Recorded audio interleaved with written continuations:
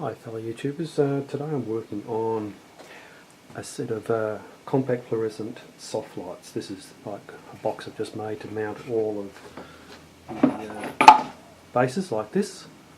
So this particular one's going to have a total of 5 on it. I've been thinking about this for a while. I actually already have some bought ones which are what are on in the background, but I thought, well, maybe we should actually try and build some for ourselves. So as you can see, I bought some ceramics. These are about $4.50, $5 each from the local electrical supply here. Some 2B1, a bit of ply, we'll paint it up black to make it look a little bit neater.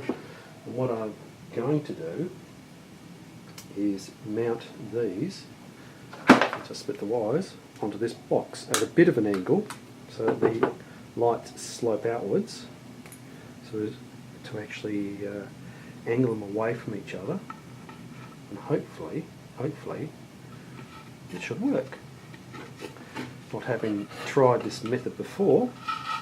By the way, the wiring is going to be done by a friend of mine, so if you're not comfortable doing the wiring, get someone who knows what they're doing to do it for you, I would suggest. Yes, you could have them facing straight up and down, but going by the ones I bought, they're actually on a slight angle to allow probably a little bit more room between the actual lamps themselves, so they tilt them away from each other. Now, not sure exactly how many washers to use. I might try 4 for the time being and see what sort of angle that gives me. So you can see that that's about how much it's going to be. Like that roughly through the hole. For the washers, hopefully I can get them underneath it. That and all falling off, which is always a prop. Bolts back in. One wash on that. Need to put that on there. There's the nut back again. Okay, so that's the sort of angle it's going to be when it's done up. I'm hoping that's going to be more than enough, so we'll just tighten the bolts up. Because these are ceramic bases, you have to be careful not to do the bolts themselves up too tight for fear of actually cracking the ceramics. I couldn't find anything else in an Edison screw fin, by the way this is, that would do the job. One well-meaning hardware person suggested that maybe I'd take a lamp apart, but the cost of a lamp is like $25 versus less than $5 for one of these, so I opted to go this way. So there's the first one screwed down. Okay, so what we're going to do is 5 of these. The middle one will be the one which will be on permanently. The other 4 are going to be wired through switches, so I can turn them on and off individually, so I can work out which ones I want on and off. That's the hope way it's going to work.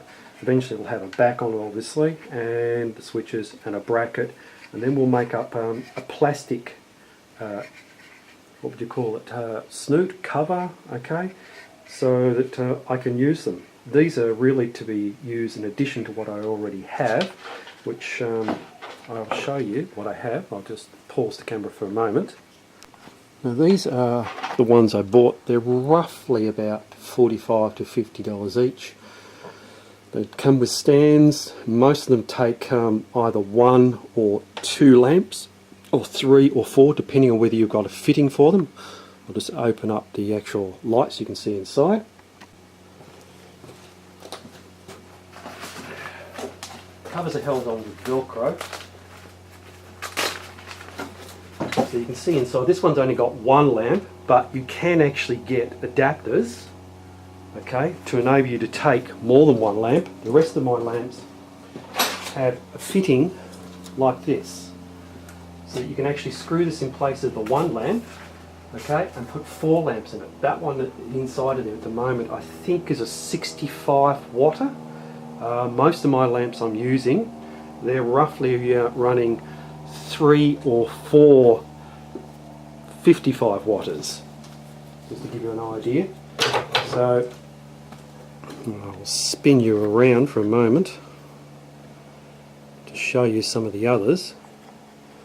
Very, very slow shot pan of the workshop. So as you can see there, this one that we're looking at the moment is actually running with, say, 3 55 watters, and look, it's a reasonably even soft light for what we're doing. For most of the time I'm not doing anything special, maybe the odd YouTube tuitional video. Some of the things that I'm generally doing around. And as you can see, there's the base there again of what we're actually trying to make. Just tighten the camera off so it doesn't disappear. Tilt that back around there, and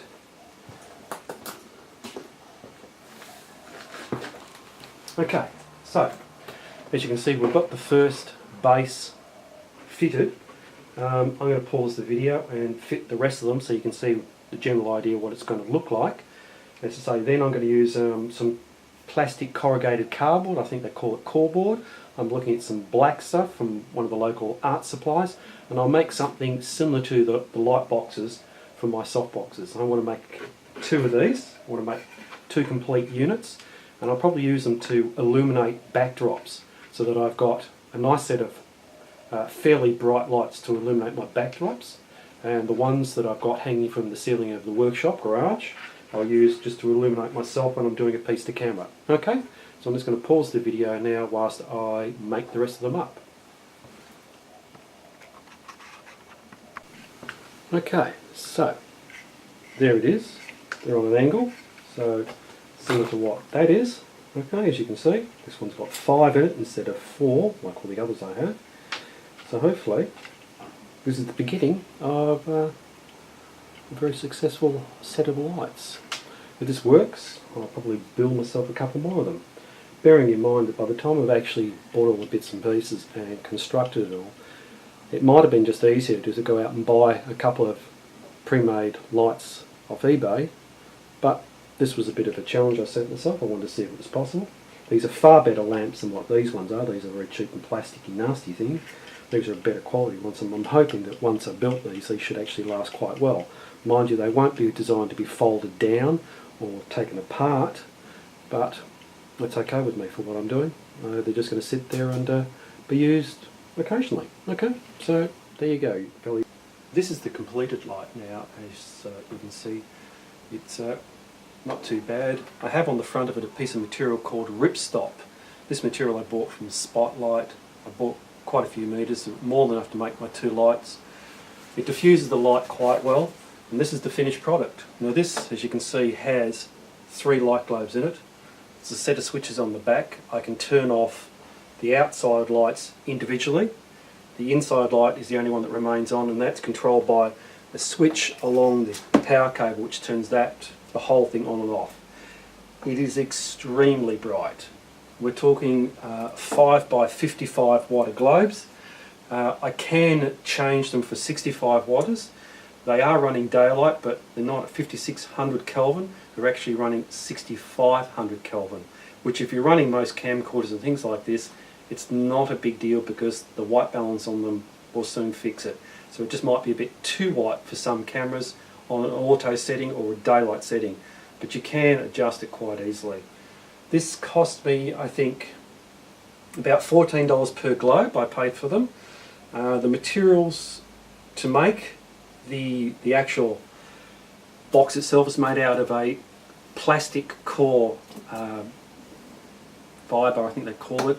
That cost me about $25 for a sheet, and the sheet is a 1200 by 2.4.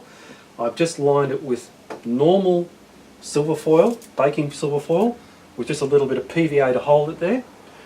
I made a little bracket on the back just to hold it to my standard light stands. This is just something I welded up quickly. They work quite well. They are a bit top heavy, so I've had to put a bit of extra weight on the bottom of the old light stand. So I now have 2 of these and 3 of the ones I bought off eBay. The ones off eBay, they're very good. They're quite bright, but they're not as bright as this, and they don't spread the light as well as what these things do. So depending on what you want, if you wanted some lights like this to illuminate your green screen, these would be brilliant for illuminating a green screen or a background if you want to blow it out, and use the slightly less powerful lights, ones I bought off eBay, just to light yourself. Now with the ones I bought from eBay, you can't turn the light globes off because I bought the cheaper version. What I normally do is unscrew one of them to make it a bit darker. Most of my lights are running, I think, 255 watt in there, or 355 watt in there at the most. So depending on whether it's a direct light, you know, a headline light, etc., as to how many globes I put it in. Okay, so that's about it. So this is my homemade light, as you can see, and it works very well for the amount of money. I think it cost me around about $100 for the two of them, okay, and all the bits and pieces. It was probably a bit better light output wise than my eBay ones that I said, but overall, if you couldn't make them yourself, I'd just go out and buy another couple of big eBay ones. You can get them now online, some that take more than 4 globes, some of them take 5, and you can put bigger globes in them. This is the problem with a lot of the eBay ones. They're fairly small reflector, it's very short, which means you're limited by what size globes you can put in them. My 55 watters are almost touching the front diffusion material, so that's the biggest globes I can put in it. But these ones I can run up to 65 and possibly brighter if I could find them, but it's more than enough. Okay, well, thank you for watching, hope you enjoy. Any questions? Email me.